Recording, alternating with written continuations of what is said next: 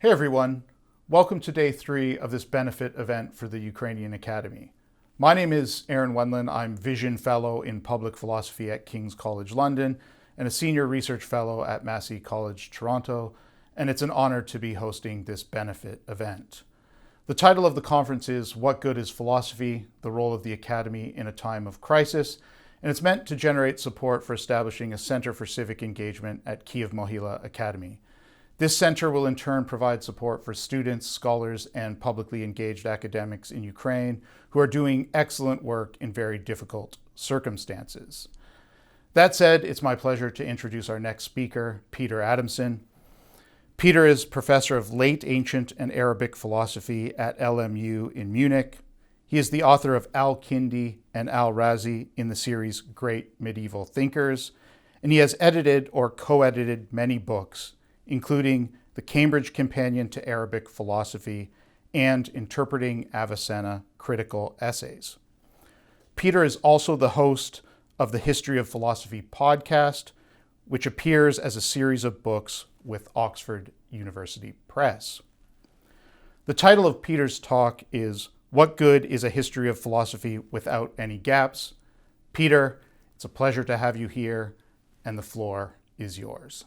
And thanks for inviting me, and thanks for organizing this fantastic event. I hope that it will inspire people to support the undertaking. It's obviously a really important one. So you asked me to talk about what good is the history of philosophy without any gaps, which is kind of a subversion of the question of the whole event, which is what good is philosophy. So I was thinking about this, and it brought to mind an anecdote from my own past, which goes way back to when I was on the job market. And so we're going back more than 20 years here. I won't say how many more than 20 years, not too many more than 20 years. So I was at the University of Notre Dame as a grad student, and they prepared us for job interviews. And they said, well, if you're working on a history of philosophy, then you will probably be asked, what is the point of doing history of philosophy? So when they ask you that, here's the right answer. The right answer is we have all of these contemporary philosophical problems, so problems that nowadays philosophers worry about. And maybe there are good answers to these questions that can be found in historical texts that have kind of been forgotten. So think of an example, and if someone asks you this question, then give that answer. So I nodded, and dutiful grad student, I went off to do some job interviews. I got a few. And at one of these interviews, I was asked the question. So I said like verbatim what I'd been told to say, well, you can go back into history. And the chair of the appointments panel said, yeah, other than that. And I laughed and he laughed. And one reason I laughed was because this is actually not at all why I do the history of philosophy. So I am actually interested in contemporary philosophy. And I think that if history of philosophy speaks to contemporary philosophy, that's brilliant. But I don't think it's really necessarily the only motivation or the best motivation to do a history of philosophy in general, and certainly not to do the history of philosophy without any gaps, because as I'll be saying in a bit, one thing I mean by that is looking at philosophy of very minor figures, like figures who have really been forgotten entirely, not just some of their ideas, but even who they are or that they existed. And it's pretty hard to make a case that every single one of those philosophers has something to contribute to some contemporary debate, right? So I was sort of put on the spot, and I had to say what I really thought the history of philosophy is good for, because the person said, like, other than that, like, what's the real reason? And I said, well, history of philosophy is sort of like traveling, but in time. So just as you can go to other cultures now and learn about the other foods and practices and habits and beliefs of the people in other cultures, so you can use texts to sort of time travel, go back into the past and learn about the practices, attitudes, beliefs, philosophical theories of people who lived in very different times and places. And it's a way of letting you step away from your own presuppositions, intuitions, assumptions. And I think that that's actually a very important thing to do in philosophy. And in fact, a lot of the time when you read historical texts, it brings your attention and focus to assumptions you might have been making that you didn't even realize you were making, because they're so fundamental for you that it would never have occurred to you to question it. So an example I like to give here is that almost all ancient and medieval philosophers thought it was obvious that one thing can have more existence or being than another thing. And this is nowadays a proposition that if you put it to a philosopher, they would probably say, I don't know what that means. How could one thing exist more than another thing or have more being than another thing? So without going too much more into that particular example, it illustrates the fact that history of philosophy is a way of sort of stepping out of the present, right? So that's the answer I gave back then. As I went on being a historian of philosophy and meeting more contemporary philosophers and more historians of philosophy, I kept getting the question, as you might imagine. This is one of the most common things you have to answer when you're a historian of philosophy, like, why are you doing this? And I started saying something that was a little bit more aggressive and something that I certainly wouldn't say in a job talk, because you might annoy someone, but you're not going to hire me, so I'm going to say it to you. So what I started saying instead was, and I think that there's something right about this as well, I still believe this. If you go out onto the street and ask non-philosophers, like, give me an example of a philosopher and tell me something that comes to your mind, even just when I say the word philosophy, they're almost certainly not going to mention a contemporary philosophical debate or a contemporary philosopher. They're going to say something like Descartes. I'm in Germany, so they'll say Kant or Hegel. They might say Plato or Aristotle. In other words, the first thing that they'll think of is history of philosophy, right? So actually, again, I wouldn't say this in a job interview, but I think in a way, the people in the philosophy industry who should kind of explain why what they're doing makes sense are the contemporary philosophers. The historians of philosophy, in a way, are the people who are doing what everyone would expect should happen at a university, right? We have history departments, we have history of all kinds of things. Philosophy is a thing which has a history. It's the first thing people think of when they think of philosophy. So of course there's history of philosophy, right? And then if you ask, well, why are we doing that?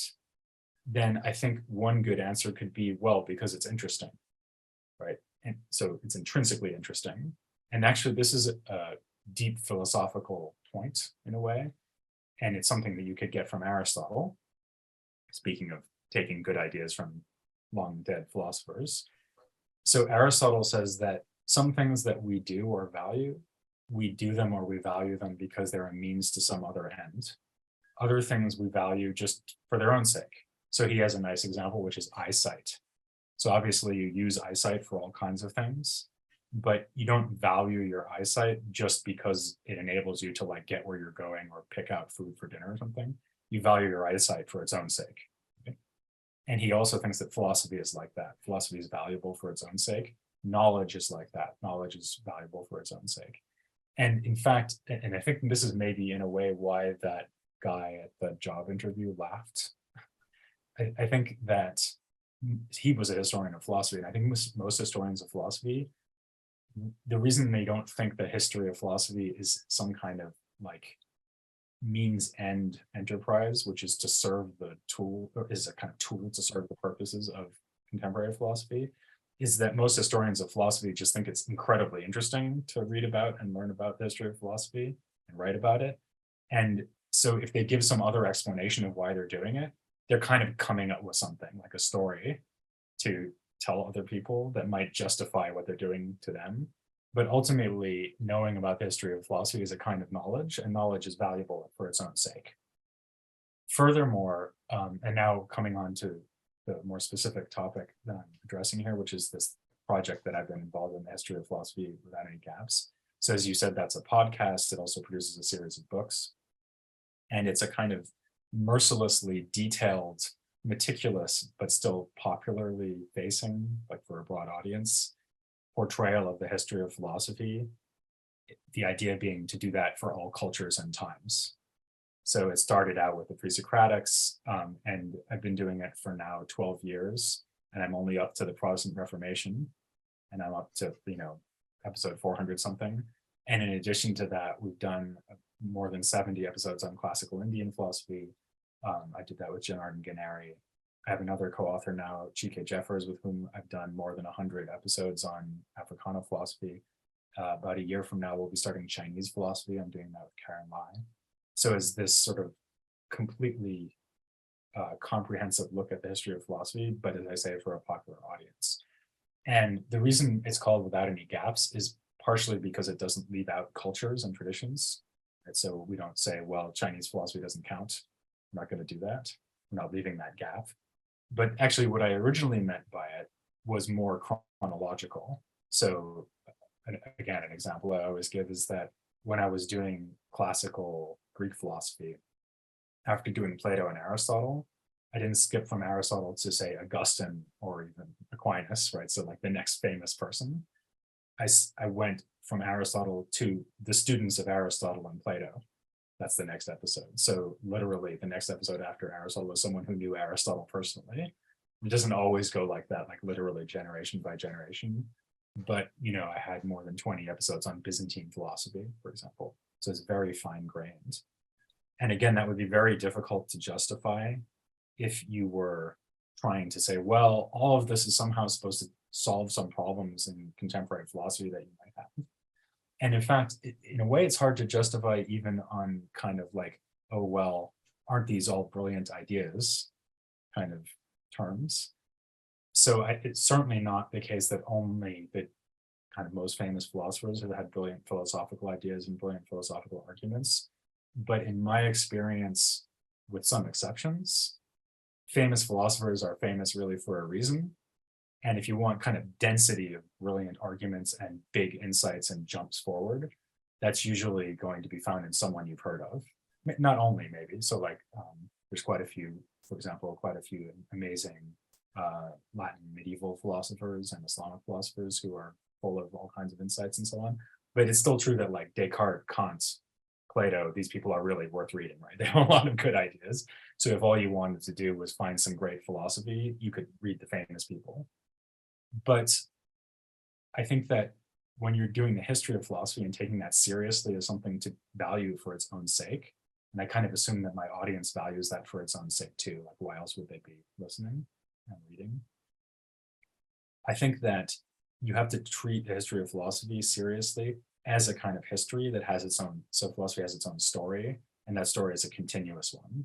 That's really the idea behind the whole project, is that rather than sort of jumping from one thing to the next that you think might be especially relevant today or especially brilliant or just like kind of innovative or whatever, you go through it one thing after another, kind of no matter what's happening, the way that historians do history.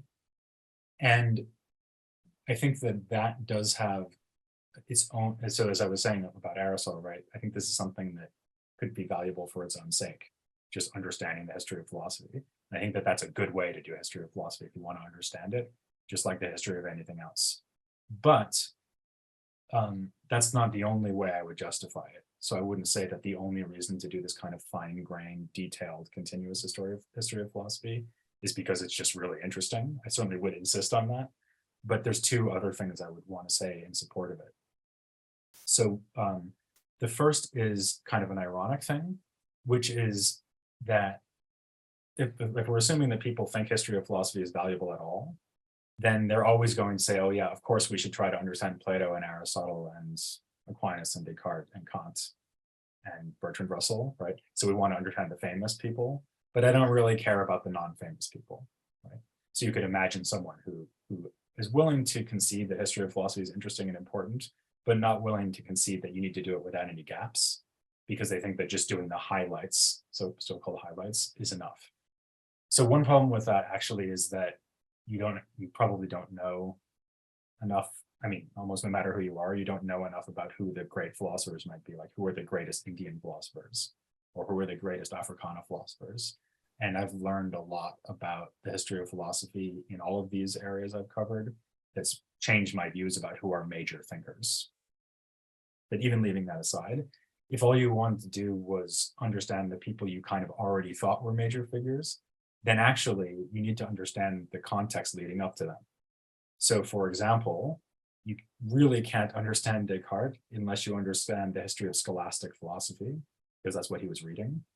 And unless you understand the Protestant Reformation, because it had just happened in the previous century, and if you don't understand, for example, something I covered recently is French skepticism at the end of the 16th century.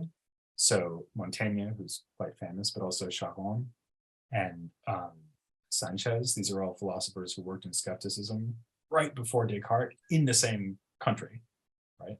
And if you just jump from, let's say, Aquinas to Descartes, you would never have any idea that he's responding to all of this stuff that was in his environment.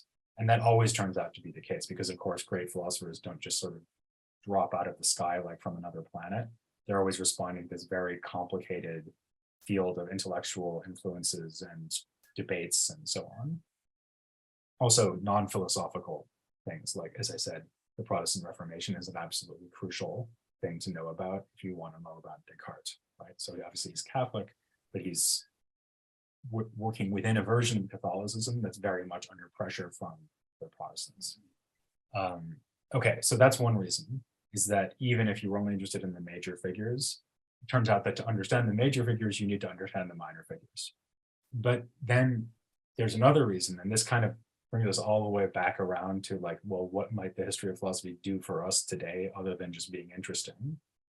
So one thing that I really like about this way of approaching the history of philosophy, and I think a kind of, in some ways, a kind of benefit of it that I underestimated when I started, is that there is today a big debate about whether we should be focusing on so-called global or non-Western philosophical traditions like Chinese philosophy, Indian philosophy, Africana philosophy, or Latinx philosophy like philosophy in Latin America. Also philosophy by women, right? So, I mean, when I name these famous philosophers, Descartes, Kant, and so on, I'm never naming a woman, right? So one effect that it has when you do the history of philosophy without any gaps is that since you're covering everything, of course, you're going to cover the female philosophers, right? And you don't have to justify or give a special reason why you're doing that. You're just doing that because you're covering everything, right? And there were some women philosophers. Since you're covering everything, you're going to cover them, right? Or again, since you don't want to leave anything out culturally, of course, you're going to do philosophy in the Islamic world and Africana philosophy and Indian philosophy. The audience may or may not find it more or less interesting than other parts of the history of philosophy, but the point is to do everything, right? And just see what it is, right? So very much like, if you think about it again as being like normal history, like you don't say, oh, well, that the history of that time and place is kind of not interesting, so I'm not going to pay any attention to that. Of course, every time and place has a history, and it's all worth knowing about. So weirdly, it turns out that this approach to the history of philosophy turns out to have this kind of very important political payoff, which is that it's a way of integrating a lot of these underappreciated or non-canonical figures, especially women figures, but also figures from other cultures, integrating them into the history of philosophy and doing it in a way that's not polemical or kind of ideological. Because I think a lot of people who are a little bit resistant to this, like if they think, well, philosophy is Descartes and Kant, why are you making me read Christine de Pizan, or why are you making me think about Taoism or Nagarjuna or something? Like, I don't know Sanskrit. I don't want to have to deal with Indian philosophy, right? But so, and if you say to someone like that, something like, well, unless you take Indian and Africana and Chinese philosophy seriously, then you're being racist. That might be true, but it's not really a very good source of motivation, right? So someone who doesn't want to do that is not going to start doing it or taking it seriously because you're calling them a racist. Whereas they might take it seriously if you just say, well, look, we're doing the whole history of philosophy here, right? So you can see that this needs to be included. And in fact, I've gotten very little pushback from the way that I've included all of these non-Western philosophies. I tend to get pushback that I'm not doing it fast enough, but I don't get pushback for doing it at all. And I think the reason is partially because the way I'm presenting it is very, as I say, non-ideological. So it's a kind of an indirect way of doing something that's really important, which is getting all of these philosophical traditions and figures into the discussion, which I believe is worth doing for political reasons, but it's nice to have a non-political or a non-politicized reason for doing it. So I think actually the funny thing about this whole way of thinking about the history of philosophy is that it's something that, on the one hand, is really it's really something that I'm doing for its own sake. I just find it interesting. And I find it most interesting to do it this way. But then it turns out to have these other benefits. So it helps you understand the biggest figures. It helps you have a more diverse approach to philosophy. And so those are kind of side benefits of this way of doing. So that's what I have to say about it. So I hope that was interesting. And I hope it inspired people to get behind the whole project that you've organized. Oh, yeah. Thanks very much, Peter. That was excellent. If you don't mind, I'll have a few kind of questions. In some ways, I've wanted to pick your brain about it for a while, so now's my chance. So you mentioned that there's this continuous story, and you also sort of talk about knowledge and understanding being generally sort of valuable.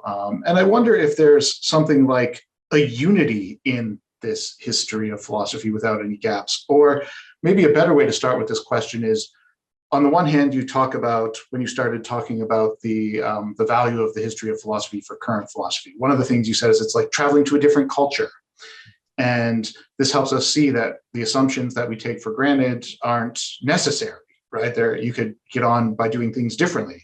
So it suggests that there's a difference within these things. But you also sort of mentioned that there's a continuous story. So I wonder, is there something that binds this as a continuous story, unity within difference or something, if we want to get into a philosophical debate about this? And potentially, well, I'll leave it there and then maybe I'll follow up with something else. So yeah, no, that's a good question. So I think there are kind of three cases that you come across. So one case is that you're reading like, an Indian philosophical text about epistemology from the 3rd century CE. And you're like, oh my God, this looks exactly like something I read in an analytic philosophy journal last year, right? And this happens actually because late ancient Indian logicians were basically analytic philosophers. So, or maybe analytic philosophers are basically 3rd century Indian logicians, the other way around. So that you do find people like posing a startlingly similar question and giving a startlingly similar answers. That definitely happens. Often, of course, when you look more carefully, you realize it's not quite the same question, not quite the same answer, like when you look at the actual terminology or the occasion or something, but still you can find really powerful resonances. So that happens. Then there's the kind of thing that I was told to say in a job interview, which is they ask the same question, but then they give a different answer that no one would give today. Mm-hmm. And then there's a third thing, which is kind of maybe where your question was heading, which is they have completely different questions, and therefore, of course, they have completely different answers, right? So it becomes almost hard to even relate to what we're doing now, whoever we are. Right? When people say we, they tend to mean like, European language analytic philosophers. And of course, there's a lot of us who aren't that in the world of philosophy today, but leaving that aside. So if you think about all three of those cases, they're all interesting, but for different reasons, right? And in some ways, the last one is the most interesting because you have to even understand, like, what were they on about? Like, what is their worry here? And I actually find that's a very interesting part of the history of philosophy. When they're asking questions, you don't quite know why they're asking them or even what the question means, right? Or why is that a problem for them? And I think that's something worth thinking about. That's all like just if you imagine kind of comparing two moments in history of philosophy, like now in Europe and then in late ancient India. But if you actually map out the whole thing, like if you imagined actually succeeding in doing this vast, complete history of philosophy, which I'm sure I'll never manage really, you can actually see how the questions sort of mutate and evolve and how the answers build on each other and so on. So there's a kind of like unity that you get just from that direct comparison where you jump space and time and put these things next to each other. But there's also the opportunity to see how, again, let's just take the example of skepticism because I just mentioned it. So there's ancient skepticism and there's early modern skepticism, and early modern skepticism in part emerged because they rediscovered the ancient skeptical texts and started thinking about them. And yet the two are not the same thing. Right? So there's this kind of weird evolution going on there. And so you can trace modern day skeptical concerns all the way back to ancient skepticism, ancient Greek skepticism. So you have a kind of genealogy of modern skepticism there. And so that's a kind of unity, but it's still the case that if you took like a modern day philosopher and dropped them down in the 2nd century AD and had them talk to Sextus Empiricus, the great ancient skeptic, they wouldn't be seeing eye to eye at all. They'd have different projects and different concerns. Interesting. So it seems like there's a certain extent to which the questions are similar, but they're not the same. And the fact that they're not quite the same means that they are doing something different. And that allows us to get a slightly different perspective on what we ourselves are doing. That's sort of the idea. Yeah. In fact, maybe you can even use the history of philosophy to shed more light on what your own questions are. Mm-hmm. You might think it's just sort of like, you might think, okay, well, what's the relationship between the mind and the body? And then you just start thinking about that without thinking about the fact that when, let's say, Aristotle thought about that issue, he had completely different associations with both the word mind and the word body. Mm-hmm. And so for him, insofar as he would have asked the question at all, he would have asked it in very different terms.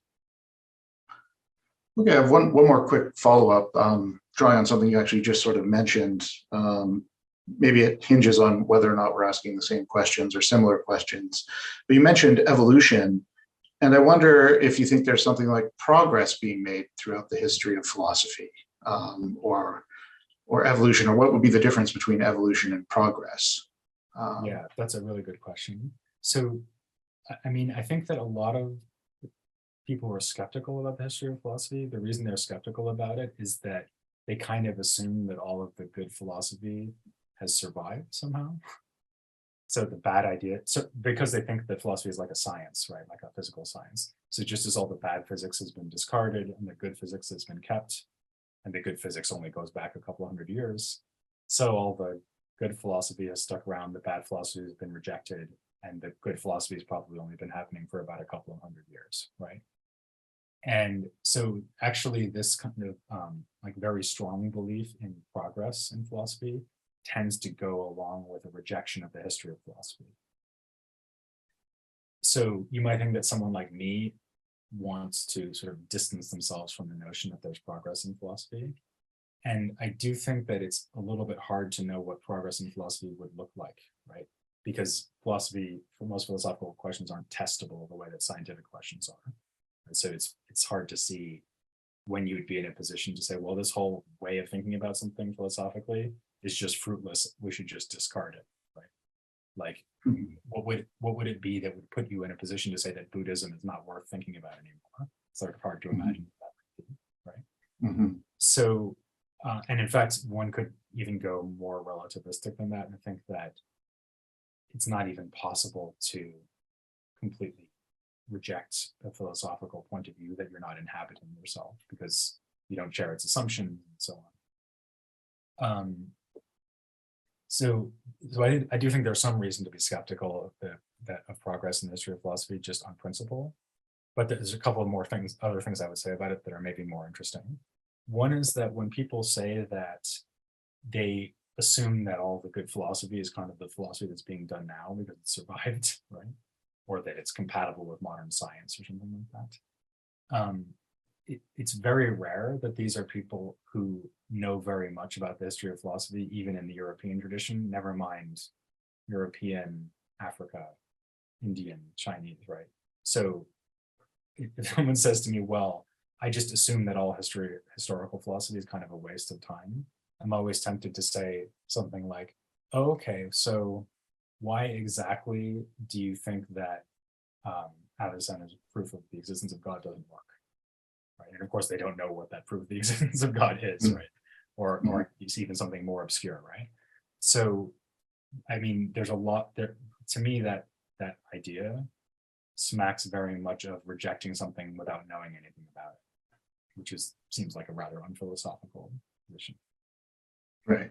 The other thing I would say, though, is that in a way, the history of philosophy, or philosophy in general, does make progress simply because the mere fact that you're like starting from certain assumptions and mapping out a bunch of arguments and ideas that would proceed from those assumptions or challenge those assumptions in various ways and so on, that is progress. So when the Neoplatonists in late antiquity started from the assumption that one thing can have more being than another thing.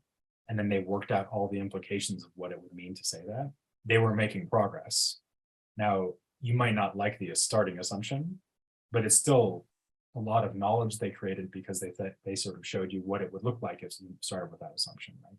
So I actually think that philosophy, I would have a kind of more democratic attitude towards philosophy. So I think all of these philosophical schools in all different times and places were making progress because they were figuring out what they should be committed to given other things they believed.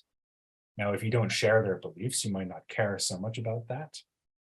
But I guess I think that philosophy is more about mapping the conceptual space than it is about sort of saying what at the end of the day you believe is a true philosophical claim and what isn't. It's because to me, philosophy is more about understanding the implications of certain claims and what the objections would be to those claims and so on. And that we're making progress in all the time, and we always have been. Okay, great. We'll leave it there. Peter, thanks so much for participating in this benefit conference for the Ukrainian Academy. I also want to thank all our viewers. Again, I encourage you to contribute what you can to establishing a Center for Civic Engagement at Kyiv Mohyla Academy and supporting Ukrainian students and scholars who are doing fantastic work under very difficult circumstances. So, Peter, I'm very happy to have you here, and thanks for coming.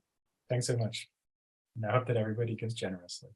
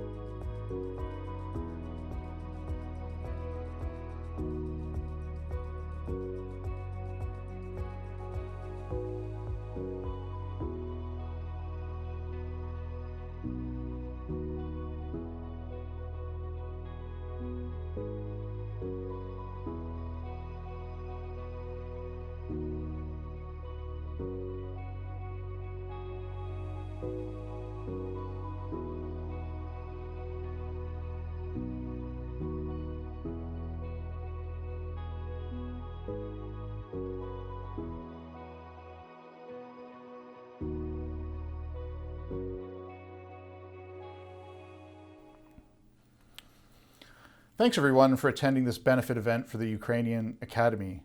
The title of the conference is What Good is Philosophy? The Role of the Academy in a Time of Crisis, and is meant to generate support for the establishment of a Center for Civic Engagement at Kyiv Mohyla Academy.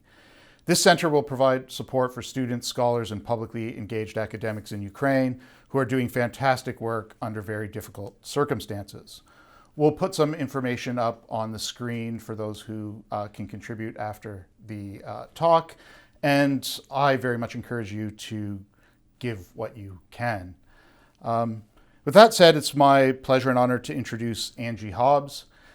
Angie is professor of the public understanding of philosophy at the University of Sheffield. She is the author of Plato and the Hero and Plato's Republic, a Ladybird expert book. She contributes regularly to radio and TV programs around the world, including the BBC's In Our Time, and she was recently a judge in the Man Booker International Prize. Angie will be talking to us about philosophy in an age of uncertainty. Angie, over to you. Thank you so much. It's a great pleasure and honor to be taking part for such an important cause, and I do urge everyone watching to donate what you can. Yes, so the title of my talk is Public Philosophy in an Age of Uncertainty.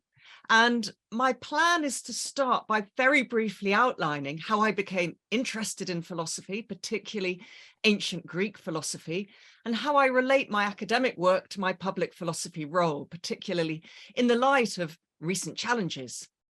I will then move on to spend most of my talk discussing whether, and if so, how, philosophy, and especially ancient Greek and Roman philosophy, can help us deal with the conditions of extreme uncertainty we currently face. In my work, I combine academic research and writing, mainly though not exclusively on ancient Greek and Roman thought, with undergraduate and graduate teaching and my public work. And though, as for all of us, time management can be arduous, I have never felt any tensions between these roles. I've always felt strongly that philosophy has a public role to play. And I think that's because I came to philosophy through a degree in classics. So my first exposure to philosophy was through the ancient Greek philosophers, many of whom, such as Heraclitus and Socrates, practiced philosophy outdoors in public spaces. And some of whom, such as Plato and Aristotle, argued that philosophy is at the core of a flourishing individual or communal life. I roughly divide my public work into two areas. Firstly, TV, radio, videos, podcasts, and so on for the general public, as Aaron was saying. And secondly, work with specific sectors. For example, governance, policymakers and civil servants, healthcare, business and finance, and many more. And that was roughly what I was doing until 2016. Then in 2016 and the years that followed, very specific challenges emerged, or at least intensified. For instance, a rise in demagoguery and populist nationalism around the world in many countries, including the US and UK. And in consequence, I think, very real threats to the survival of liberal representative democracies, and increasingly very real threats to the very notion of truth. And after 2016, the challenges and changes came in thick and fast, didn't they? We had the pandemic, the hugely important Black Lives Matter movement, and of course, the invasion of Ukraine. Both the obvious ethical, political, and practical issues arising from the invasion itself and the refugees that resulted from it, and also the global impacts on security, energy security and costs, food availability and prices. And throughout all of this, the ever-accelerating climate crisis and concomitant rise in climate injustices.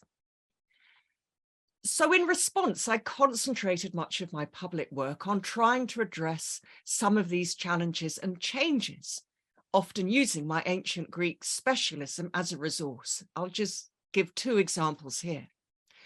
Articles and discussions with politicians and civil servants about the various ways in which democracy is under assault. In these discussions, I quite often found myself referring to Plato, Republic 562 to 576, and Plato's coruscating analysis of how democracy can be subverted into tyranny by the manipulations of a cynical and opportunistic demagogue. Now, although Plato was no great fan of direct democracy, the only kind of democracy he knew, he did think it greatly preferable to tyranny, of which he had had direct experience in Syracuse at the court of the tyrant Dionysius I.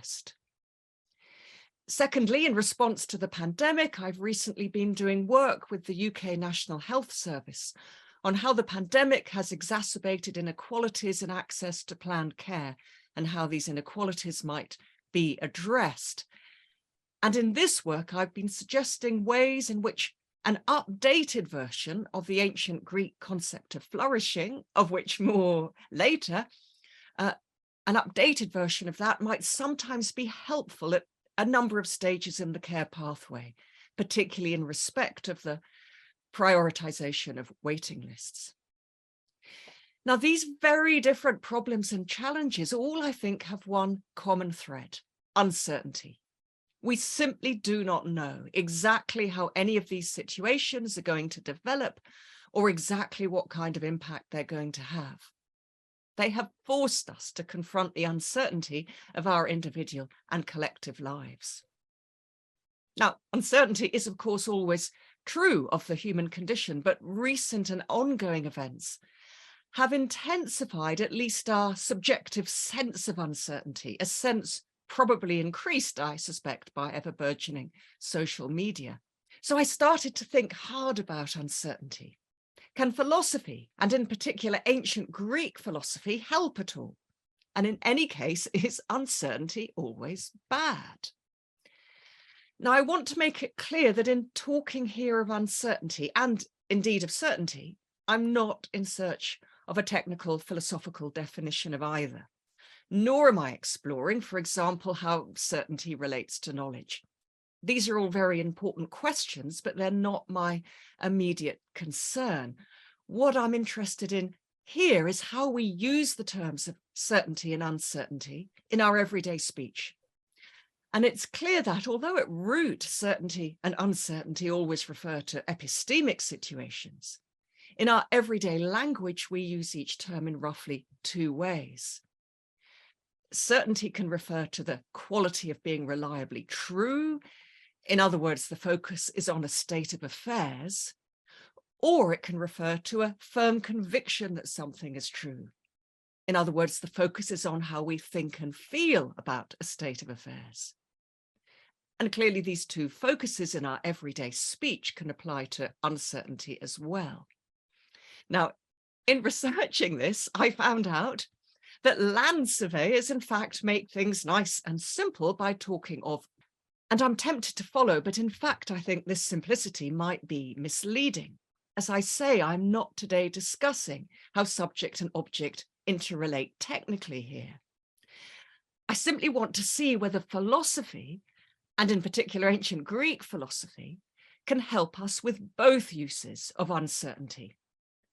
Now, we will in fact later see Kierkegaard using the term objective uncertainty, but apart from that one reference, I will avoid it.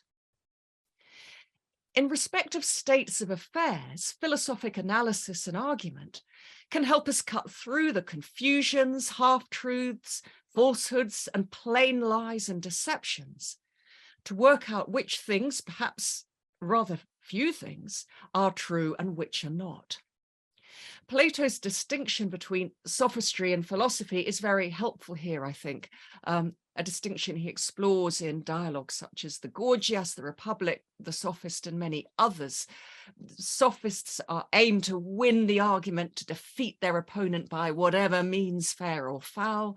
Philosophers, often collaboratively, are searching for the truth.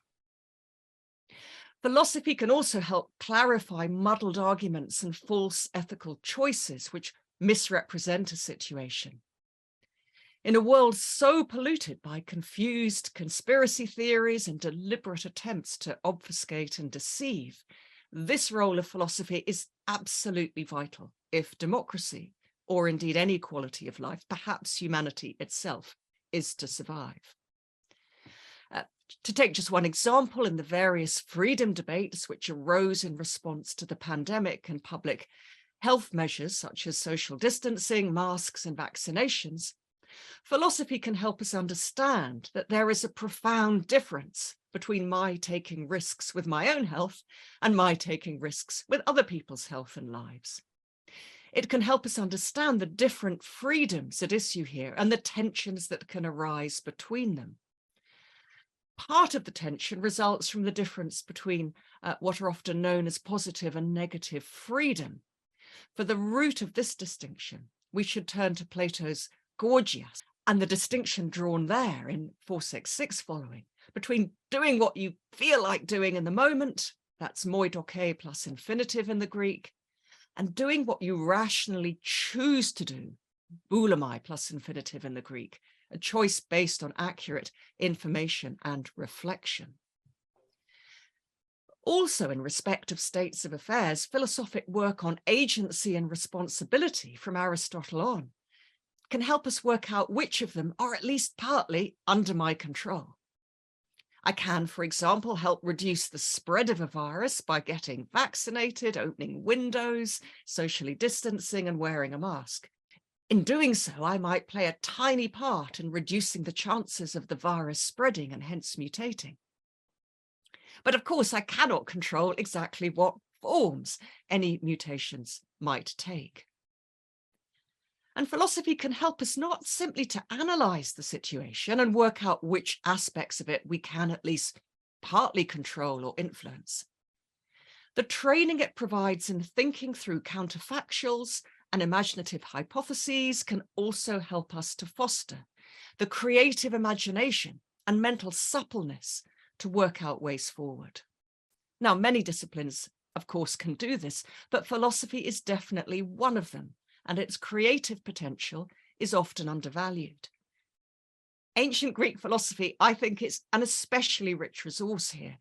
Plato's dramatic dialogues, skillfully employing scene setting, vivid characterization, irony, similes, metaphors, and myths, stimulate our imaginations and engage, as Plato intended, the emotional as well as the rational aspects of our psyches. To take two examples from the Republic, we've got the story of Gyges' ring, in which the poor Lydian shepherd Gyges finds a ring in a chasm after an earthquake, which makes him invisible. Within a month, he's killed the king and married the queen and is lording it over Lydia. Later on in the Public, we've got the simile of the cave, the very powerful, moving simile of the cave, in which we are likened to prisoners in a cave, looking at shadows on a wall in front of us and confusing those shadows with reality. There's also Plato's creation of the legend of Atlantis in the Timaeus and Critias. All these literary devices are designed to require us to engage in interpretation and active philosophizing. So too do the varied literary forms employed by the pre-Socratic philosophers. The paradoxes and aphorisms of Heraclitus, for example. You cannot step into the same river twice. The paradoxes of Zeno, the moving arrow is motionless. The runner cannot cross the stadium. The epic hexameters of Parmenides. All these help stimulate our creative imagination and agility, which is so particularly important in troubled times. Because our word crisis, after all, derives from the ancient Greek krisis, and the original meaning of krisis is a discriminating, a separating, and it quickly came to mean a turning point as well. These critical turning points are opportunities as well as often painful and disturbing experiences. But we need a stimulated and trained imagination to be able to embrace these opportunities. And as we shall shortly see, an ethical approach based on the concept of flourishing may also give us additional tools to imagine fresh solutions. Philosophy, therefore, can, I think, be of substantive use in helping us work out what is really happening, which things really are uncertain or certain, and what the ethical choices and creative possibilities actually are. And it can also, I think, be of considerable benefit in helping us deal with our subjective thoughts and feelings of uncertainty, particularly when we really do not have the power to control events. Over Ukraine, for instance, or how any virus, such as the new avian flu strain, is going to mutate. Philosophy, and again, I think especially ancient Greek and Roman philosophy, can provide techniques and therapies for helping us respond to events in the most positive, or at any rate, least destructive way. Stoic philosophy in particular has been found especially helpful in the last few years. Marcus Aurelius's Meditations, for instance, was a global bestseller throughout the pandemic. And the modern Stoicism movement, about which I'll say more in a moment, has gained many new followers. This is perhaps not surprising, given that Stoicism was first developed during the Hellenistic period in the late 4th and 3rd centuries BCE, at a time of political turmoil. After Alexander the Great had directed power away from individual city-states to a centralized government, many citizens felt comparatively powerless and disoriented. When Stoicism later spread to Rome, it was also found to be of particular benefit during periods of great difficulty. Aurelius's Meditations, for instance, were composed during the devastating Antonine Plague of 165 to 180 CE. And I think in general, studying the history of philosophy can provide us with rich resources in times of conflict and crisis. How have past philosophers tried to make sense of apparent chaos? And how have they suggested we cope?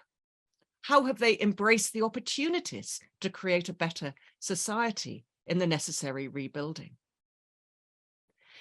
In respect of Stoicism, of a special value have been found the mental exercises Stoicism encourages of, firstly, focusing on those few things that you can control, and secondly, paying attention to the present and enjoying those aspects of it that you can enjoy, and not wasting time and energy fearing the future or regretting the past. I think it's really interesting that cognitive behavioral therapy, CBT, has explicitly acknowledged its roots in Stoicism. This brings us to the modern Stoicism movement, or perhaps more accurately, movements. Academics sometimes mock or disregard modern Stoicism, but I think this would be misguided. It's certainly true that modern Stoicism cherry-picks ancient Greek and even Roman Stoicism and concentrates on selected aspects of the ethics while largely ignoring the physics and logic. It also cherry-picks even the ethics, ignoring some of the more unpalatable exercises. But ancient Greek citizens also cherry-picked Stoicism, and the Romans even more so. And in my view, that is entirely a good thing, as I think there are, in fact, some serious problems with Hellenistic Greek Stoicism, which I don't have time to go into here, but I have written about them on my blog. And I know that there are very many around the world who have found this selective modern Stoicism very helpful and supportive in the last few years. Another very different Hellenistic Greek philosopher who some have found helpful recently, though certainly not all, is Epicurus. Particularly his techniques for ridding us, or so he hopes, from the fear of death. One of his most famous sayings is, "Death is nothing to us," because we will not be around to experience it. We can experience dying, but not death. Indeed, Roman Epicurean tombstones often had this inscription: "Non fui, fui, non sum, non curo." I was not, I was, I am not, I don't care. Metaphysically problematic, but you get the point. But despite their profound differences, Stoicism and Epicureanism have one core belief in common. What matters is not so much what happens, but how you respond to it. And they both offer techniques for controlling your mental responses. Now, both Stoicism and Epicureanism are examples of an ethics and politics, indeed, of flourishing, which is what I mainly focus on in my scholarly work. That's politics as in to do with the polis, to do with the community, rather than any particular political party. In my view, such an approach based on flourishing is particularly helpful in times of crisis and uncertainty. It can offer us a secure framework for what it might mean for an individual or community to flourish, eudaimonia in the Greek, more objective than our happiness, even in those situations where feeling happy, let alone feeling pleasure, is neither possible nor perhaps even appropriate. I mean, if you turn on the television and witness the devastation of Mariupol, for instance, and you burst out laughing, there's something really wrong with you. There are times when feeling happy is both not possible, but also profoundly insensitive. Such an approach based on flourishing encourages us to ask, in these difficult circumstances, how can I nevertheless best fulfill my potential and best actualize my various intellectual, imaginative, emotive, and physical faculties in ways which foster both my good and the good of my community as far as these difficult circumstances allow? So far, we have mainly been looking at ways in which philosophy can help reduce and mitigate uncertainties and best deal with those that ineluctably remain, and how to try to create some good out of a crisis. But philosophy can also help us appreciate that uncertainty in itself is not always bad. In the Socratic oral question and answer technique of Elenchus, later transposed into written form in the dialogues of Plato, the stage of perplexity, aporia, is crucial. Philosophic progress cannot be made until the interlocutor comes to understand that they do not know what they thought they knew and feels at a loss. It is this uncomfortable, even painful feeling of uncertainty that inspires the interlocutor to continue the intellectual and moral quest, although Plato's dialogues show that it does not always work. Kierkegaard is also relevant here. In his concluding unscientific postscript, what he terms objective uncertainty is a necessary, though not sufficient, condition for faith. Now, while this may not seem important to those for whom faith is not important, what matters is the general point that there have always been philosophers, Socrates, Plato, Kierkegaard, who have argued that uncertainty can provide the impetus for growth, be it intellectual, moral, or spiritual. What then are the implications of all these reflections for how we should engage in philosophy at the moment, including and perhaps especially public philosophy? How should we speak, discuss, and write it in these very challenging times? Clarity, precision, and nuance will be needed to describe and discuss the different kinds of certainty and uncertainty outlined above. Because uncertainty is no excuse for sloppy or lazy generalizations, oversimplifications, or unhelpfully blurred boundaries. Calling out lies, deceptions, and fantasies is going to be more important than ever, literally vital. Finally, while we should all do all we can to ascertain what certainties we can, it is essential that we acknowledge our limitations, particularly when faced with so many genuine uncertainties. Humility and listening to the views of others will be crucial.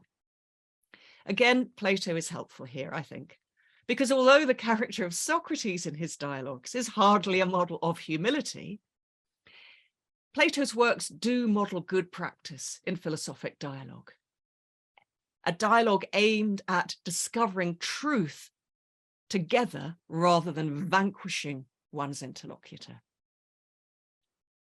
Also important will be not mocking the views, such as those of modern Stoicism, that many increasingly find helpful. As that great philosophical troubadour Leonard Cohen writes in Tower of Song, and there's a mighty judgment coming. but I may be wrong. Thank you. Thank you, Angie, for the excellent talk. If you don't mind, I know we don't have a whole lot of time, but I have a couple quick questions, if I may.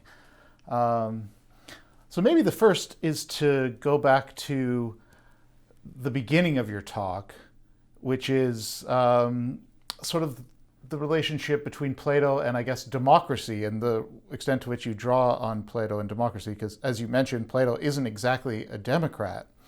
And so I wonder if his critique of democracy, how you were drawing on his critique of democracy when advising democratic politicians about the current state of affairs. What are you drawing on in Plato's work that helps people think about democracy? And are we facing the similar risks that Plato identified in democracy in the Republic? Is what he's diagnosing in Greece relevant to some of the political problems we face in democracies today? Yes, I think so. So in Republic 9, he says that the demagogue wins power through democratic means. So he comes into power through democratic means. His great rallying cry is freedom. Vote for me and I will give you freedom. And then when he gets into power, he starts to turn on the people who voted him in. And any dissent is absolutely stamped out. He invents foreign enemies to try to divert attention away from problems at home. And because it's in his interests to keep his people poor as well as powerless and frightened and confused, they're worse off economically as well. So yeah, absolutely. I think there are a lot of lessons here. How democracy, yes, it's vulnerable to attacks from without, Plato says, but it's even more vulnerable to attacks from within. And that's what you really have to watch out for. And we today need to be watching out for that. Yeah. So the second question was, in some ways, it resonated with my recent experience in Ukraine. And you talked about the time of crisis also being an opportunity for new thinking or a turning point.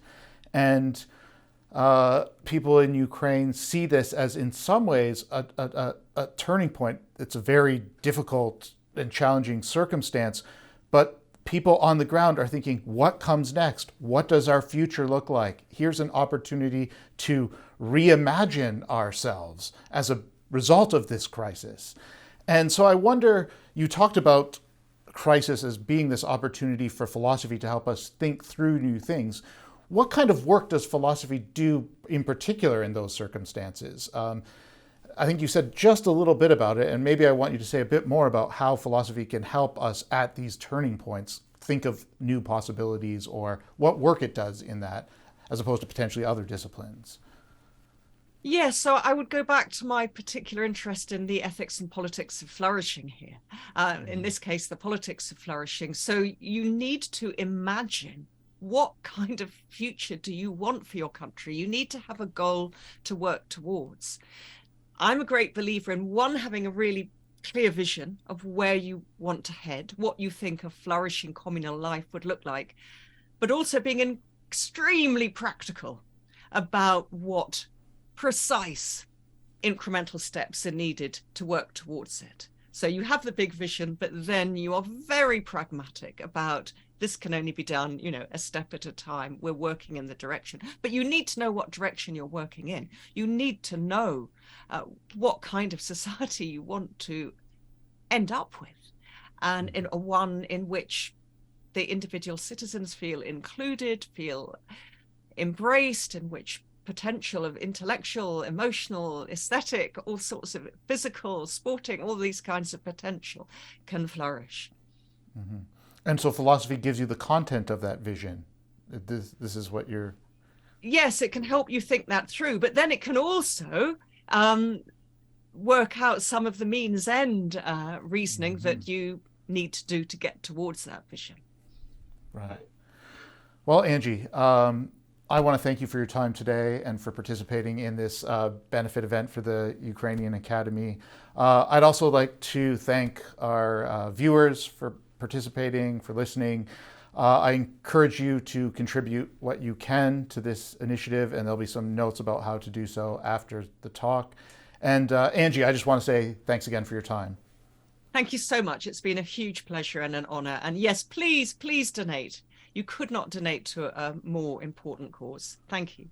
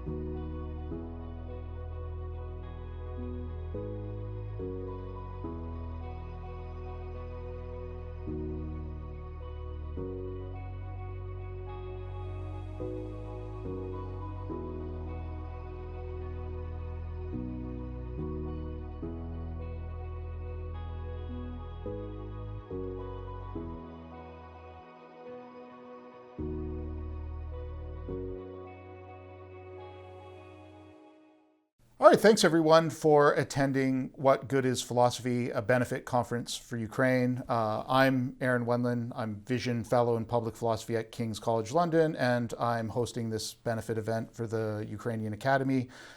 The benefit event is designed to support students and scholars and publicly engaged academics in Ukraine in these very challenging times. In order to contribute to this, we will post a little link on the page after the talk, and we encourage everybody to make a donation. Every little bit helps. And it's my pleasure today to introduce you to Melissa Lane. Melissa Lane is the class of 1943 professor in politics and the director of the Center for Human Values at Princeton University. And she is the author of Greek and Roman Political Ideas. And the title of her talk today is Philosophizing Our Way Out of the Cave. Melissa, over to you. Thank you, Aaron. It's really an honor and a privilege to be part of this effort of supporting the scholars and students of the Kyiv Mohyla Academy. I had the opportunity to meet the rector of the academy on a visit to Princeton recently and to learn more about the really crucial research that they're doing in these impossibly challenging circumstances. So I'm very happy to be able to be part of this. Thank you. Thanks. So as we think of our way to philosophize out of the cave, that's Plato's cave from book 7 of his Republic.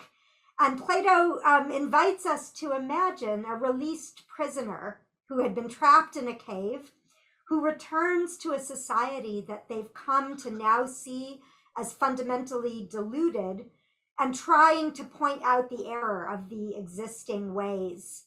The prisoner proclaims that what is publicly called success is actually failure, that career paths to power and prestige do public damage, not public service, that what seem to be solid facts in many cases are dangerous illusions. The technologies, the infrastructure, the assumptions in which the society is investing its time and money and belief are fraudulent. The glare of reality would expose them as wishful delusions. So such a newcomer is likely to be shunned, even perhaps stoned. How could any society be expected to tolerate such arrogant insults to their entire way of life? But if we pull back the camera on this scene, it appears in a new light. Perhaps the busy self-righteousness of this political order is indeed built on foundations of sand. Perhaps the prizes people are striving for are made of smoke and mirrors. Success in public civic competitions, what success means is self-undermining, and powerful figures who are invested in maintaining this delusional social order deny that any external challenge to them could be valid. From this vantage point, denial of the prisoner's perspective, this external perspective, seems like keeping one's head in the sand, refusing to face what is obvious and valid. So, a passive citizen body, a conniving, self-interested set of opinion formers and, in some cases, political leaders, a systematically misleading and damaging order of beliefs and motivations. This is how Plato portrayed his contemporaries' system of education, by which he meant the values and practices underpinning their politics. He saw the polities of his day as like closed caves, where people are boxing at shadows while being unknowing captives of this delusional state. The artificial firelight inside such a cave is but a feeble imitation of the light of the sun, the truth, from the vantage point of which a returning prisoner might be able to look back inside. So I've taught Plato's image of the cave, again from book 7 of his Republic, to hundreds of people, old and young, students, senior citizens, corporate executives, public officials. And doing that has led me to ask, in clinging to the comforts and familiarities of our fossil-fueled way of life, have we been trapping ourselves in a modern version of Plato's cave? What would it mean to dare to leave that cave, to face the challenge of making our conveniences and competitions conform to the implacable demands of external reality, including the need to rein in climate change? And how might philosophy help illuminate the way out? So this talk, which is based on my book Eco Republic, is a way to my effort to answer that question. I take seriously this challenge that Plato poses, but I try to develop a more positive answer than he seems inclined to have offered to whether a democratic society could rise to this challenge. And my claim is not that Plato was himself thinking about ecological sustainability, but rather that his Republic investigates how to make a society socially stable because people's motivations and values stably interact to produce valuable social relationships. So his character Socrates says in the Republic that a city with sound education and so sound practices will go on growing in a cycle. So a virtuous circle rather than a vicious one, so long as its growth is not interrupted by an external force. And of course, here we think of an external force such as the invasion, which has imperiled the civic existence of Ukraine, and which Ukrainians are working with so much courage and resolve to combat. So when conditions allow, Platonic social stability will lie at the heart of ecological sustainability, the production and reproduction of a society in ways which are both valuable in themselves and sustainable over time. So sustainability is a dynamic idea that has to revolve around a conception of the good. It has to have ethics as much as science at its heart. So if that's what sustainability demands, what might Plato, and so philosophy in the way that I pursue it, animated by the study of Plato's ideas from 4th century BCE in ancient Greece, what might that way of philosophizing offer to the effort to achieve it? I believe that Platonic insights can help us to move from inertia by reshaping our political imagination and ethical imagination to the taking of initiative. And while the agents of change in that initiative are multiple, we can take various different roles in the process. And here's one place where I differ from Plato. I try to go beyond what he said, because Plato really emphasized the importance of this process being directed by a very few people from the top down, and people keeping to their assigned social roles, where only those in one such role, the philosopher rulers, should be assigned to consider the good of the whole society. But I would hold instead that a notion of the good, looking in truth at the way that a life can be lived well in the light of ecological reality outside that cave of the fossil fuel way of life, I believe that that notion of the good can be incorporated into all social roles, not just those of the leaders. So let me focus then on Plato's account of the virtues as the key to achieving this kind of psychosocial stability and so sustainability. And in fact, the best way to understand the virtues is by considering their opposing vices. And when we think about the ecological crisis, I've found that it's very helpful to think about an analogy with the financial crisis. I'm going to focus especially on the 2008 financial crisis, but actually financial sustainability and ecological sustainability are really intertwined.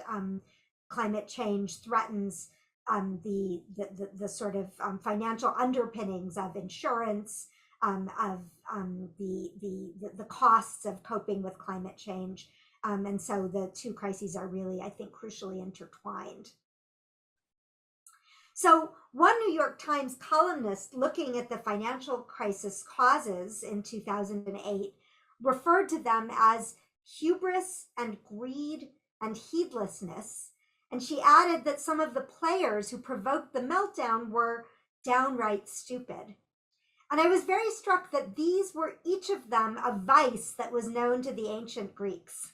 So hubris, a kind of insolent arrogance towards one's fellows; greed, rapacious and unlimited desires; heedlessness, the refusal to brook restraint, which the ancients would call intemperance; and stupidity, not meaning intellectual incapacity, but an inability to understand real consequences and appreciate true value. And so in that light, I think we can appreciate much more the virtues that Plato's Republic proposes. His 4 cardinal virtues are actually the opposite of each of those vices. So justice, meaning fair play and mutual respect in place of hubris; self-discipline, or intelligently directed and moderate desire in place of greed; courage, which respects what is truly to be feared in place of heedlessness and recklessness; and reason understood as wisdom, not mere calculating cunning in place of stupidity. And when we think about those virtues and vices then that were just happen to be so well illustrated in the financial crisis, I think what we see is that they were central to that crisis as they are also central to the ecological crisis. So the institutions, which are absolutely crucial, and their vulnerabilities and flaws when we have to do systemic analysis and reform institutions, but institutions are not immune to the virtues or vices of the individuals who operate in and by them. So for example, when the British Chancellor of the Exchequer argued in 2009 that bank boards of directors must exercise good individual judgment as the first line of defense against financial failure, his argument made headlines because we tend to write those virtues out of our institutional political stories.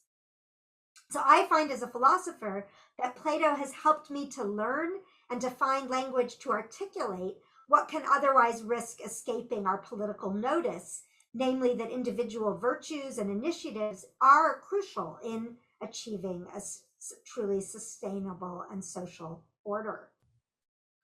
And so the same thing is true of the ecological crisis. We can compare the mountain of heedlessly incurred, poorly understood financial debt to the looming pile of heedlessly incurred, poorly understood overdrafts on the carrying capacity and resilience of the planet, which we are continuing to amass. And in fact, again, the two crises are not just parallel, they're intertwined. Mispricing environmental goods at the limit to zero, it's not just a technical mistake, but it's rooted in the same outlook, which has mispriced financial risks. The same blinkers, the same division of labor, to the point that we think that when we're operating in institutions, our individual responsibility within that system disappears. So the desires and dynamics which threaten civic order and ecological sustainability can be summed up in an ancient Greek term of pleonexia, which means literally grasping for more, a kind of immoderate, overreaching desire for one's share. So power serves greed, and so to tame power, one must tame greed. Now, again, that's a kind of uncomfortable insight that to take from the Greeks for modern politics, because several centuries of modern Western politics were built around the idea of what Albert O. Hirschman called a shift from the passions to the interests. They took the real threats to social order to be religious fanaticism and other kinds of fanaticism. And so greed seemed like a less bad thing for people to sort of devote their attention to. But now the price of that solution is becoming clear.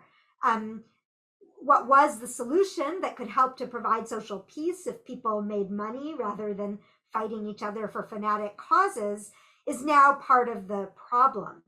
And so many of the habits and assumptions of business as usual cannot continue. We have to rethink what we think are normal, admirable, everyday ways of acting, interacting, values, motivations. And that brings us again back to that picture of the cave. So for Plato, one of the things that I've learned is that really moderation, self-discipline, temperance, those are all different words for the same Greek virtue. Though that virtue, I think Plato shows us is really the psychic root of all the other virtues. If we're not able to tame and limit our appetites in light of what's good, then we're not able to achieve any sort of other insight. Self-discipline is really the underlying scaffolding of the other virtues. And without it, we can't achieve basic psychic and social health, without which the soul and the city risk crumbling into disorder, at worst dissolving into civil war. So Plato doesn't stop there. He doesn't stop with an account of the virtues. But remember that I said that sustainability, and so the virtues that can animate it, have to be based on an account of what's genuinely good, as opposed to the sort of false gods, as it were, in which our society in part has led us to believe. So Socrates in the Republic argues that the highest form of knowledge is knowledge of the form of the good. And this is Plato's famous idea of the metaphysics of the good, the idea of the good, the form of the good. But I like to read that in a much more everyday light. And it's actually a way of reading it that's also made available in the text of the Republic. So Socrates there gives the example of taking medicine. If I'm going to take medicine, I want it to be good medicine. I don't want to take bad medicine. If I learn that I've been taking fake medicine or faulty medicine, I'm going to feel cheated and alarmed. Good medicine produces real benefit, which bad or fake medicine cannot. So I read Plato's idea of the good as really down to earth in that kind of way. He's really trying to get us to see what are the things that can really help us and what are the things that can really hurt us. And let's stop being invested in what we've been told are markers of success, but markers of success that actually are a kind of facade that don't correspond to reality. And again, Socrates really underlines this point. He says, people might be satisfied with having what just appears to be beautiful or just. People might be happy to have the reputation for being just or good looking, right? As long as but they don't want what's bad. They only want what's really good. It's the medicine health point again, is what I actually want. And I'm kind of instinctively on the lookout for what's good in these domains and averse to what's bad. So what I take away from this is that what appears is not always what's real. What appears good is not always what is really good. And I think that can be an orienting idea for us, independent of those metaphysics with which Plato underpinned it. Okay, so let me try to earn that confidence by giving you a couple of examples that specifically relate to sustainability. So we can think about the question of economic growth and growth more generally in light of this Platonic approach to the good. So growth, let's take economic growth as a process of material production and consumption, and of course, famously as measured in GDP, as gross domestic product per capita, is a poor surrogate for health. And it's an even worse surrogate for sustainability, because as many economists have pointed out, GDP might count an increase in environmental bads as if it were good. So it can value as output the product of polluting industries, for example.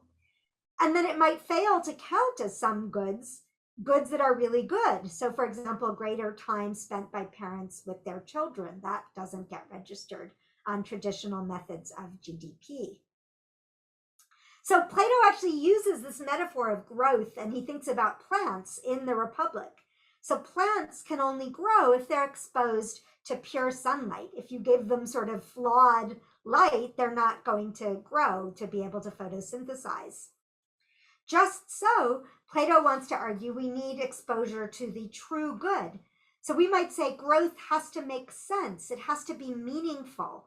If it's going to be growth in a good sense, not an anarchic, cancerous sprawl. So I was very struck some years ago by an Oxford study about sustainability that named two different scenarios for global development, and they named one growth and the other health. So Plato would say those can't be rival scenarios. Those can't truly be alternatives.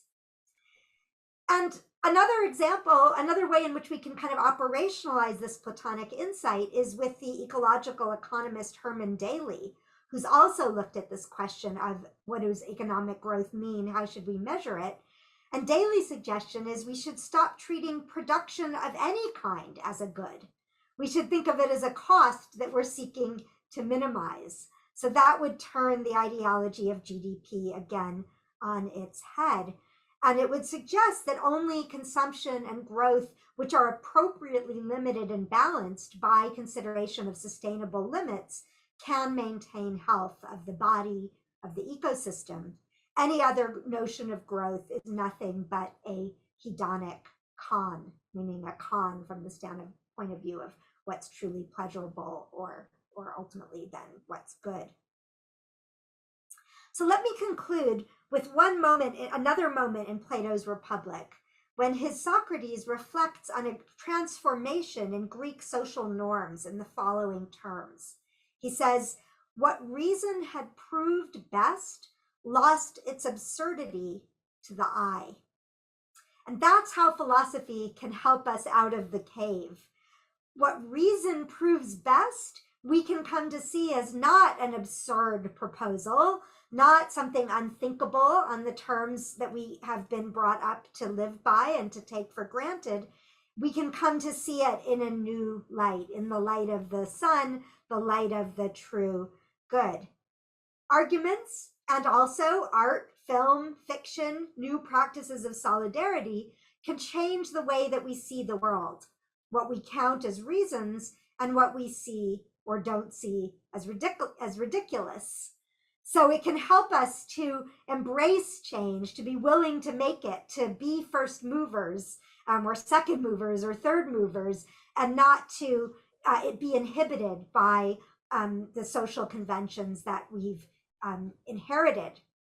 An early 20th century scholar of Plato, a shrewd university administrator, Francis Cornford, identified a fallacy, which he named the principle of unripe time, that people, this is in his words, should not at the present moment do what they think is right at that moment, because the moment at which they think it right has not yet arrived. This is akin to St. Augustine praying to God to make him continent, but not yet. But as Cornford went on to caution, time, by the way, is like the medlar, a rare fruit. It has a trick of going rotten before it is ripe. And I think the same applies to the effort for sustainability and also to supporting from afar Ukraine's struggle against unjust invasion. The philosophical challenge is how to seize what Plato and the Greeks called the kairos, the crucial opportune moment for action in light of what is truly good.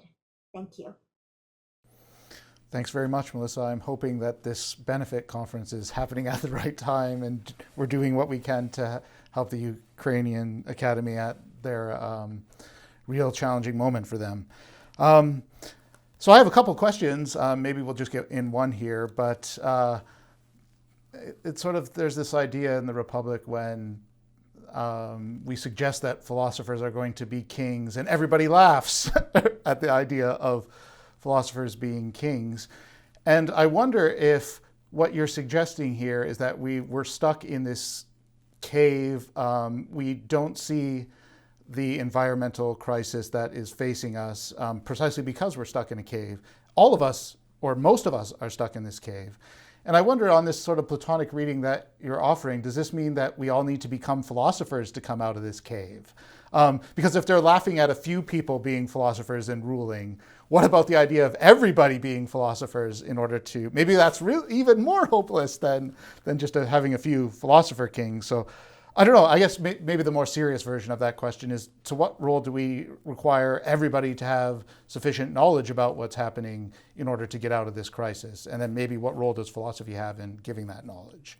Yeah, thank you. No, that's a great question, because it really resonates with that point about absurdity and what's laughable, right? And so exactly that Plato realizes that in some ways the greatest barrier to social change is that we just believe it can't be done. We think it looks ridiculous, so we're embarrassed to even try. We don't want to be out of step with what everyone else is doing. And I think, again, the same dynamics can apply in other cases. Do people believe that Ukraine, which is a smaller country than Russia, can really win? We have that same sort of effort to, we need to believe that that's possible. This is where I want to, democratize Plato in a way that I know he would have himself resisted. I think he thinks it's very unlikely that, and he says explicitly, it's very unlikely that any more than a very few people will have the kind of insight and courage to reach these conclusions. And therefore, the only way to spread them is through a sort of top-down direction. I actually think he sees more role for people within that top-down direction, but he definitely thinks the direction has to come from the top down, from the philosopher kings and queens, because women, of course, for him could also be philosophers. I think that we have reason from kind of studies of social norm change, sort of what we can learn from sociologists and others, to think that change can come from different directions in a social order, that you can get bandwagons and kind of rolling, sort of mobilization for change and reach tipping points and so on, in ways that I think Plato, would have been skeptical of. So that's why I think that, you can get change coming from any different place in the social order, and it has the chance of taking on its own momentum. And so that's the encouragement that I would want to give. But, I have to acknowledge it's a bet. Sometimes people have said to me when I talk about Plato and climate change, they say, well, Plato thought democracies couldn't do it. And I say, well, so far he's kind of right. We're not, our democracies are not fully, rising to this challenge. And so it's kind of up to us to prove that wrong. You can't just say, oh, he was undemocratic, so he must be wrong. We have to actually say there are real dynamics that he was aware of that do inhibit democracies from doing this. And therefore, we have to mobilize all the resources. And I think that, philosophy is just one of those resources. So I'm far from saying It's the crucial resource. It's the only resource. In fact, when I wrote this book, Eco Republic, I was in many ways trying to put into philosophical language and illuminate practices that were already going on in the world, choices people were already making, people in NGOs, individuals, heads of companies, different people were already doing it. So I'm far from saying philosophy is the only way or has to be in the vanguard. But I think, we all kind of do what we can. And I hope that sharing this Platonic language and framework can provide a way of making sense that can encourage all of us to keep fighting all those good fights, that it falls to our most. Yeah, wonderful.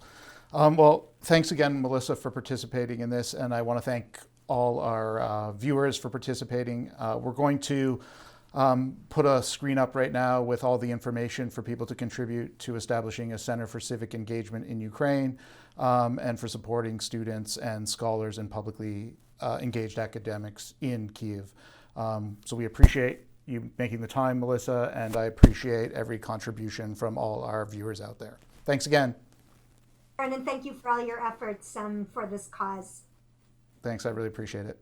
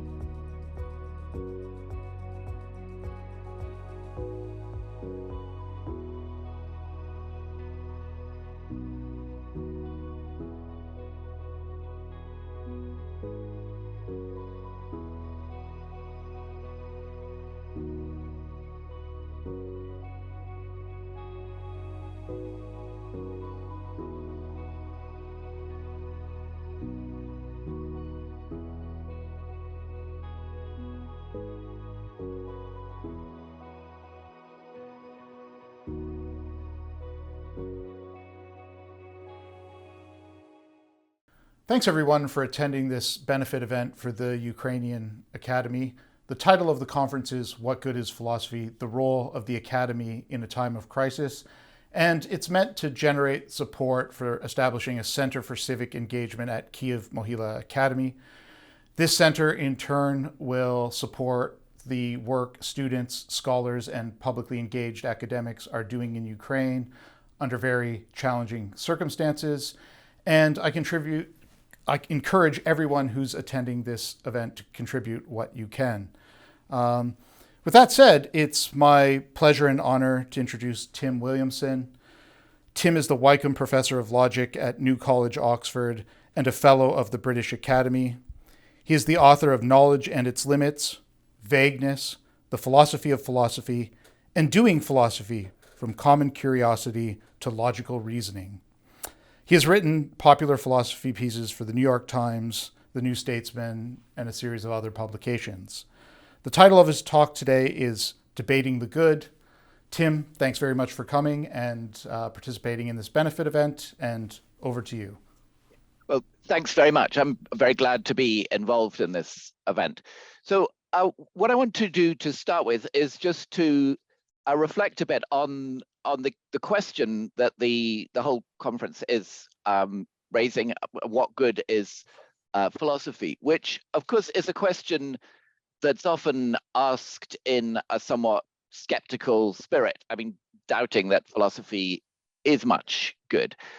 And the first point I want to make about this question is that it is itself a philosophical question, whoever asks it. The question, what good is philosophy? And I mean, that's not just for the sort of boring reason that it's a question about philosophy, because even the question, does philosophy make you rich? That's a question about philosophy, but it doesn't seem to be a very philosophical question. But the question, what good is philosophy? It has the kind of abstraction and generality that's characteristic of philosophical questions, and in that way it already feels philosophical. But it's actually, I'm interested in something more specific about this question, which is that it's a question about value. It's a question about what good is philosophy. And the good has been really a central topic of philosophy since at least Socrates in ancient Greece, and even just as much today. Philosophers discuss value questions very openly, in particular in moral philosophy and political philosophy, and that's quite a big contrast with what you find in the natural and social sciences, because they tend to conceive themselves as value-free inquiries. I mean, they even pride themselves on being value-free, that they're not involving themselves with any issues about values. I mean, whether they're really as value-free as they think is another matter. But in effect, they're forbidding themselves from discussing value questions. Of course, I mean, natural and social scientists, I mean, they in fact often have beliefs about values which are informing the way they pursue the science, but they're doing that on the quiet, because officially they're not supposed to be investigating anything to do with value, and that's a big contrast with philosophy, because philosophy is a subject which is very open to discussing questions of value completely explicitly and in a very systematic and critical ways. And in that respect, it's rare and perhaps to some extent unique in its willingness to engage in this way very directly with big questions about value. And so that's something that philosophy is giving you, which is not really given by the natural and social sciences, because of their own, as it were, self-censorship on that matter. And these value questions, they need to be discussed fairly obviously, because our decisions depend on what we take to be good. The assumptions that we make about what's good will guide the kind of decisions that we make. And And so since the question, what good is philosophy, is itself a philosophical question, I mean, so are the answers to it. And that's true even if somebody gives a very negative answer to the question. I mean, somebody who says philosophy is no good, they are effectively making a philosophical statement about the value of philosophy. And if they want to make a reasoned case for their claim, they actually have to be willing to reason about the good. I mean, of course, they also have to be able to, I mean, they have to have some conception of the good. They also have to have some conception of philosophy. And so if they're actually willing to reason about those things, then they're pretty much already doing philosophy in arguing that philosophy is no good, which you might think makes their position a somewhat awkward one. So in that sense, the person who's asking the question has actually already entered the realm of philosophy. Now, of course, without doing philosophy, some opponent can still sack philosophers, can still deprive them of their jobs, or even more radically, can shoot them. I mean, you don't need to do philosophy to sack someone or to shoot them, but I mean, normal human beings feel a need to give reasons for their actions, and so if their actions concern philosophy, they need to reason about philosophy and about the value of philosophy. And of course, one of the things that often drives us towards philosophy is when we encounter people whose beliefs about what's good differ from our own. I mean, especially if they're very fundamental beliefs about what's good differ from our own. And that's something which, so if we want to argue with them, or maybe even learn something from them, we have to be able to discuss questions of value. And as soon as we start making arguments about that, we find ourselves drawn into philosophy because we're making assumptions about what's good or not good. And I think we can also see the way in which these kinds of considerations draw us into philosophy when we just look at attempts that people make to dismiss philosophy, because those attempts characteristically themselves depend on philosophical assumptions.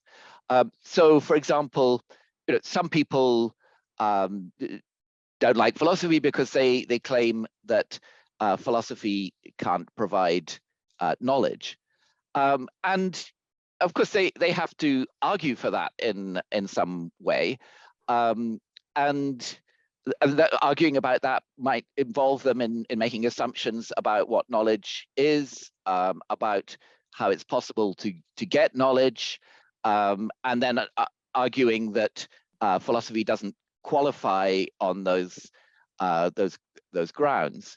I mean, they might, for example, say, but philosophers are always disagreeing with each other. But then they're assuming that that disagreement implies that neither side knows, and that's a very incautious assumption. After all, there's plenty of disagreement about natural science. So sometimes you see people who are disputing the value of philosophy because they think that it's really only the natural science, I mean physics or something, that provides knowledge. But there again, they have a problem, because it's not actually natural science that tells you that only natural science provides knowledge, right? Because natural science is not an investigation of the general sources of knowledge. That's not what its subject matter is. And so the person who's claiming that that only natural science provides knowledge actually isn't in a position to know that by their own standards, because that's not knowledge which natural science itself provides. I mean, some kind of prejudice in favor of natural science may provide it, but that's not the same as it being a result of natural science. And so that view is self undermining. And I mean, there actually, if one was going to talk a bit more about that kind of attitude, another thing what one can point out is that the mathematics is not natural science, because it doesn't involve experiment or observation or anything like that. But nevertheless, natural science depends on mathematics. I mean, all natural science involves using mathematical tools. So if you're arguing about the possible forms of knowledge in some attempt to show that philosophy can't provide knowledge, you're in effect doing the theory of knowledge, epistemology, which is one of the major branches of philosophy.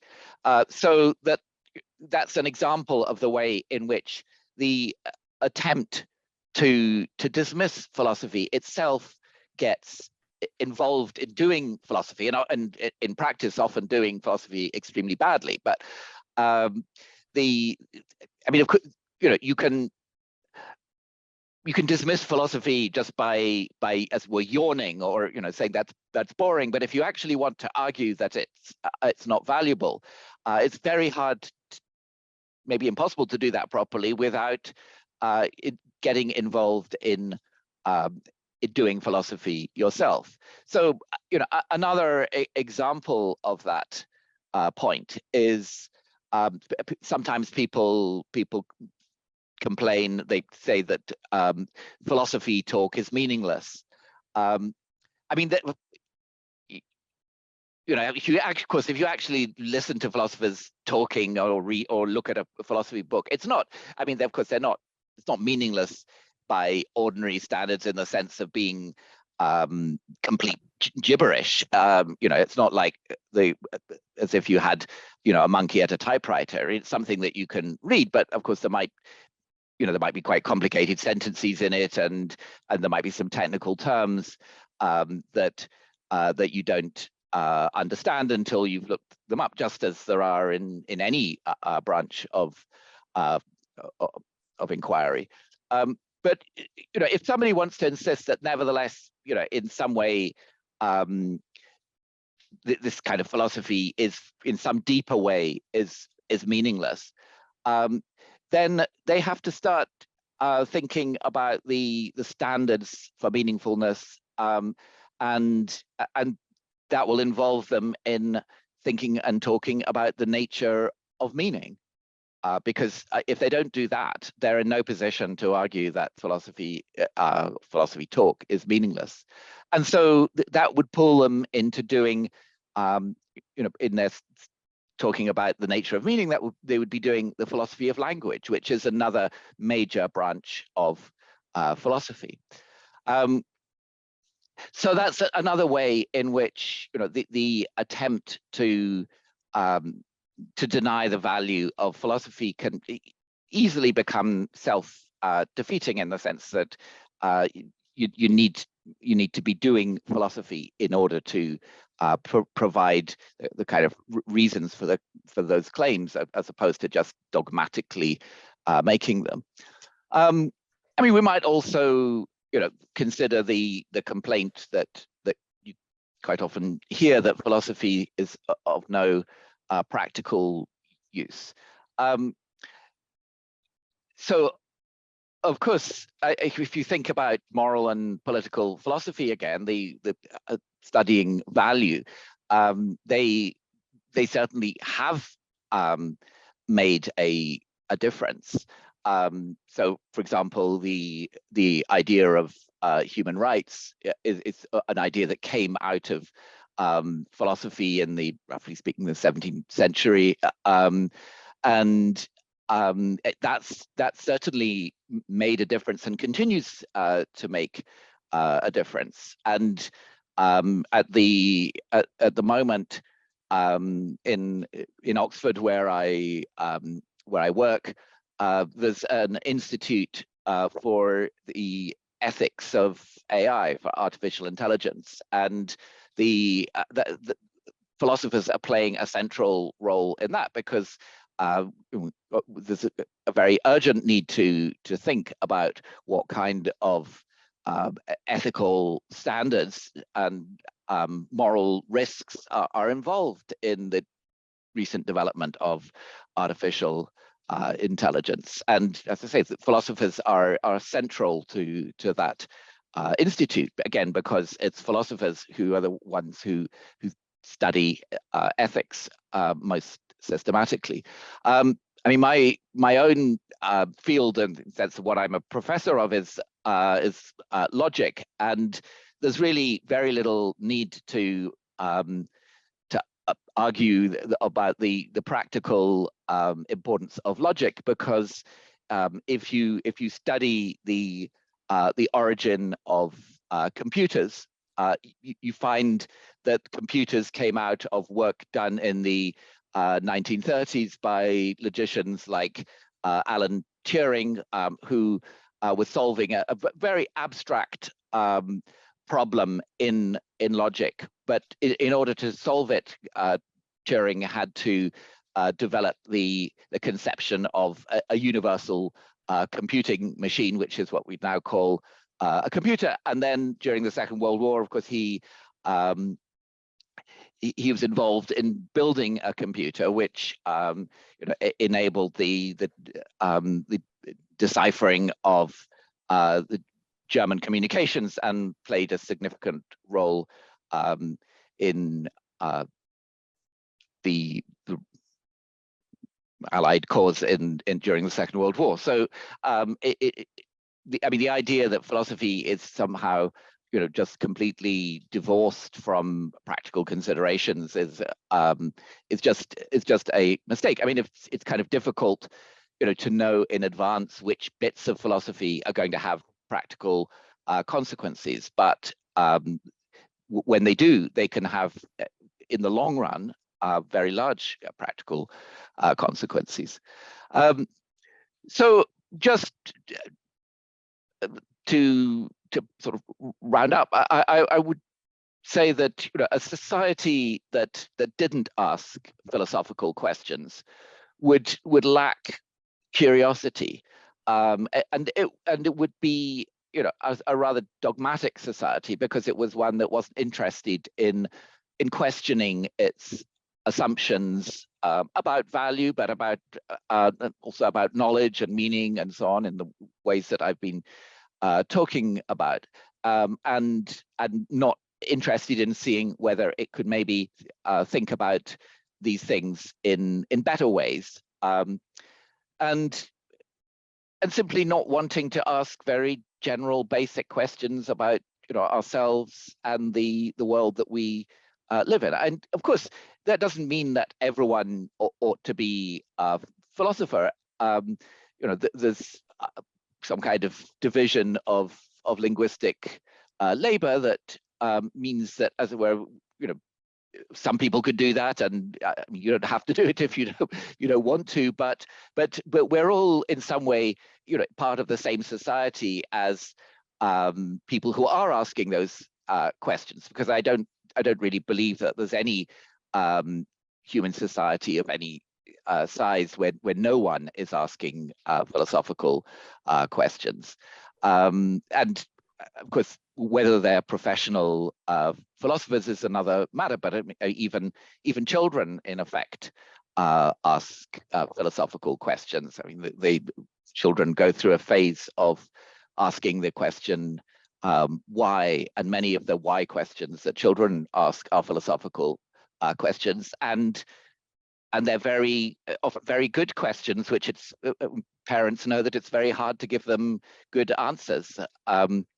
And of course, not all answers to philosophical questions are equally good, we can learn to give better answers, and that's learning to do philosophy. I might just finally close by a note on the kind of style of argument that I've been using, where we take challenges to philosophy, or as it were, just very basic questions about whether we should be doing philosophy or not, and show how they're already implicated in philosophy itself. That's actually a kind of argument that has a very long history in philosophy. So Aristotle wrote a book which only fragments of survive, called the Protrepticus, but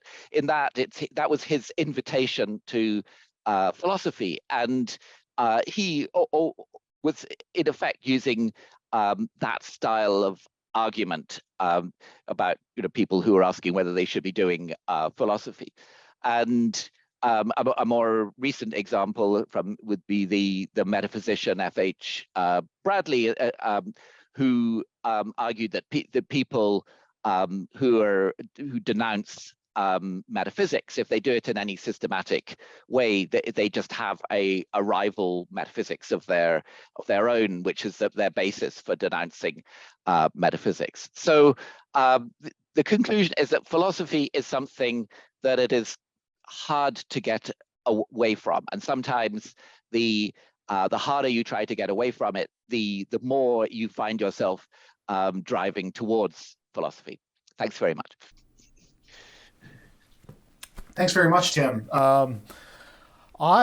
In some ways, I have a few questions, one potentially more general and one more specific, but I think I'll go with the more specific one first, because it loops back to where you finished the talk, namely that there seems to be something kind of self-refuting about the person who wants to dismiss the value of philosophy, and at least do so without shooting the person or resorting to some kind of violence or shutting them down, but actually engage in a discussion about this, that they're in some ways self-refuting, or if not self-refuting, then there's something fishy going on, because they seem to be engaging with philosophy while dismissing it.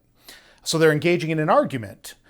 And I wonder, what is the relationship between sort of argumentation in the good? Because you might imagine a person being like, okay, well, I understand that I'm engaging in this argument with you, but I still don't think that argument is good. And so we could go on in that respect. So I guess, what is the relationship between argumentation and the good? It's a tool to help us understand the good? Is it something more than that? What is the value of sort of philosophical argumentation here in this instance? Or how do you see that related to the good more generally? Yeah. Well, of course, we can argue about anything, and so argumentation is what happens, particularly when we have some kind of disagreement, and we want to resolve it, maybe to persuade the other side, or at least even if not a disagreement, maybe somebody who's just uncertain about a question, and then sometimes we can use argument to settle the question. I mean, that, after all, mathematical proof is a form of argument, and that's a way of settling the question. And so I think in relation to the good, we often do find ourselves involved in disagreements about the good, and if they're not just going to be left as dogmatic disagreements, if we're actually going to make some progress and maybe resolving these disagreements, then we have to be willing to argue, at maybe quite a basic level about the good. And I think philosophy just has more resources to help us argue productively about the good than any other subject. And of course, there's a question about the the good or not of argument. But I think that's one that that most reasonable people are willing to, in fact, concede, because they use arguments themselves. I mean, that's when we're in a group, for example, deciding what to do. People provide arguments, because they know that it's not just enough that they dogmatically state their view. They've got to persuade others of what they're saying, and we hope that we're in a society where people are critical enough that not any old rubbish will persuade them, but that the reasons have to be appropriate ones. And so in order to provide such reasons, we need to have some skill in argument. Yeah. So the idea in some ways is that argument is good insofar as it sort of helps us understand the good and what we ought to do more generally. Like, we have to work together. We might have different conceptions of the good, and the idea of argumentation itself is good because it helps us achieve or understand or get a clearer sense of what the good is. And that's what philosophy does. That's kind of a fair summary. Yeah. Okay. I mean, it's not that the good is the only subject matter of philosophy. I mean, when I'm doing logic, I'm not so focused on the good, but we're still using arguments there to settle what's true. Yeah. Okay, this is really good, because that actually just goes exactly to my second and more general question, which is, you began the talk by saying that philosophy, compared to, say, other disciplines, is very explicit about value questions. And you just said that for the most part, you work in logic and metaphysics and epistemology, and not necessarily moral philosophy. So I wonder what you see the relationship between sort of the work you do and the good, or how you understand the value or meaning or sort of ethics of epistemology, if you will, or metaphysics, or if as an epistemologist you take on the conception of good seriously, even if you're not actually a moral philosopher. What is the relationship between sort of moral philosophy and the work you do as an epistemologist, say? How do you see that yourself personally here? So actually, in the last few years, I've become quite interested in metaethics, which is not so much trying to settle first order questions about what we ought to do, whether abortion is right or whatever, but is trying to understand the status of talk about the good, whether to what extent the good can be an objective matter, and to what extent we can know about it. And I think that, in fact, a lot of quite abstract ideas that have been developed in both in epistemology, the theory of knowledge, but also in metaphysics and logic, are more relevant than many people realize to these questions. And I think that when it actually can mount quite a strong defense of the objectivity of good by applying higher logical standards to the arguments that are made in those areas, and showing how, as it were, attempts to undermine the objectivity of good are actually making mistakes about the nature of knowledge and about the nature of meaning and so on. So so in my case, I think that there is quite a close connection. And of course, as an epistemologist, one of the things that interests me is specifically the value of knowledge. Of course. Okay. Tim, we have to leave it there, but I really appreciate you taking the time to speak with us today and for participating in this benefit event for the Ukrainian Academy. I would also like to thank our audience, and I encourage everyone who's watching to contribute what they can to this initiative. There'll be some information up on the screen shortly to help you with that. And let me just say, thanks again, Tim. I really appreciate it.